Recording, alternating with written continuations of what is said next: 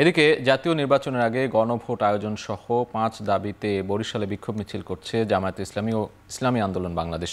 বরিশালের সদর রোড থেকে সরাসরি যুক্ত হচ্ছেন সহকর্মী অমিত হাসান। অমিত, বিক্ষোভ মিছিলে আর কি দাবি তুলেছেন নেতাকর্মীরা, কি অবস্থা সেখানে জানাবেন?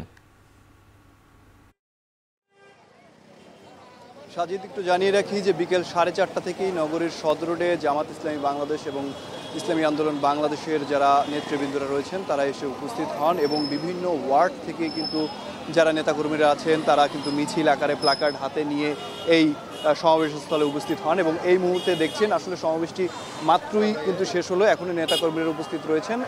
তারা দাবি করছেন যে জাতীয় নির্বাচনের আগে জুলাইয়ের যে সনদ সেটি বাস্তবায়ন করতে হবে এবং গণভোট আয়োজন করতে হবে এবং এটি সহ 5 দফা দাবি তারা করছেন। একই সাথে একটু জানিয়ে রাখি যে গণভোটের যে ঘোষণা অন্তর্বর্তীকালীন সরকার ঘোষণা করেছেন সেটি তারা প্রত্যাহার করেছেন এবং তারা বলছেন যে নির্বাচনের আগেই গণভোট অনুষ্ঠিত হতে হবে এবং একই সাথে ফেব্রুয়ারিতে যে নির্বাচনের কথা রয়েছে সেই ফেব্রুয়ারিতেই নির্বাচনের যে আয়োজনটি রয়েছে সেটি সুন্দর ও সুষ্ঠুভাবে করতে হবে।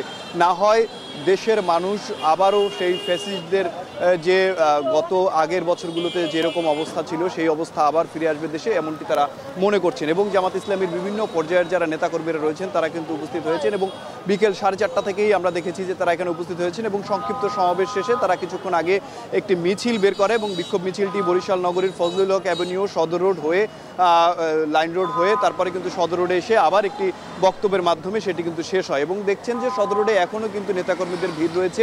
এবং আরেকটু জানিয়ে রাখি যে ইসলামী আন্দোলন বাংলাদেশের যারা নেতাকর্মীরা রয়েছেন তারাও কিন্তু 4:30টার সময় একটি বিক্ষোভ সমাবেশ এবং মিছিল করেছে।